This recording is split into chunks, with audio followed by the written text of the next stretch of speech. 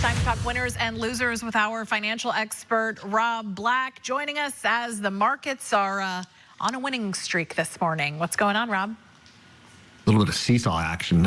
It's a good day on Wall Street. Iran still exists. There was a threat that it was going to be wiped out last night at 8 o'clock Eastern time, 5 o'clock our time. A deal was struck to kind of keep things going in negotiations for another 2 weeks. So it's not a deal yet. And we could be exactly where we were yesterday in 2 weeks easily. So it's very fragile truce, if you will. Exxon and Chevron down, oil's down, everything else is up today. Delta's up 7, United's up 11, American Airlines up 8, Norwegian Cruise Line's up 10%, Carnival up 3. So industries that use a lot of oil and energy, those travel sectors are doing quite well today. Well, and I mean, you have here too, the airlines, they've actually been capitalizing on this ceasefire as well. Yeah, I'm not too happy about this either because I just had to buy tickets for my son to go visit some colleges, and trip to LA was $1,200. It's usually like $800 round trip most, but I'm not complaining. So airlines capitalize on us. They're the first to get hit. We feel bad for them. Oil jumps from 65 to 125. Today it's down 16%. So 30 to 40% of airlines cost or energy. So they're quick to, number one, do fuel surcharges on international flights. They already did that in early March. They raised base fares across the board. They did that in mid-March. And then they did bag fees in last week. So Delta, United, and JetBlue all threw down bag fees that I don't think are ever going to go back down. So oil now falling, their costs will probably make, with their cost falling, the airlines will probably have the most profitable 2 or 3 quarters ever because of what happened in the last month and a half.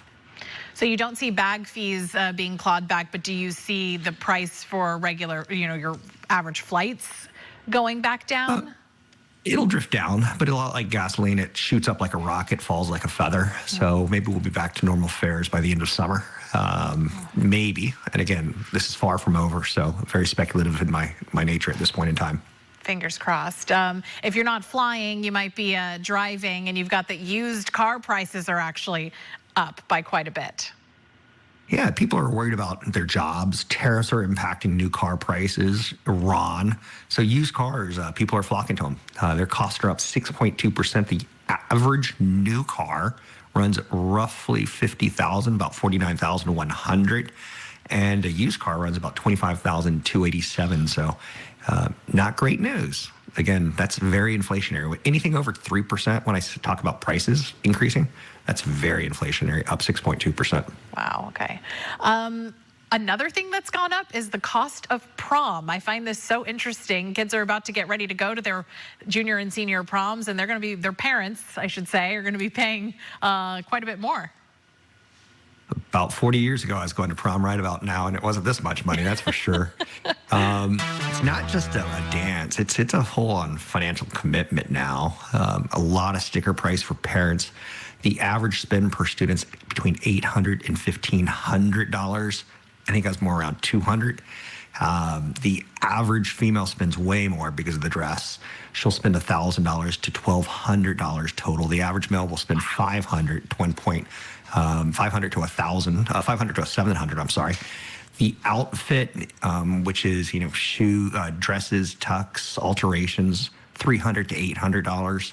Typical. It could go way higher than that. The glamming up, where you do your hair, your makeup, your nails, that's another $150 to $300.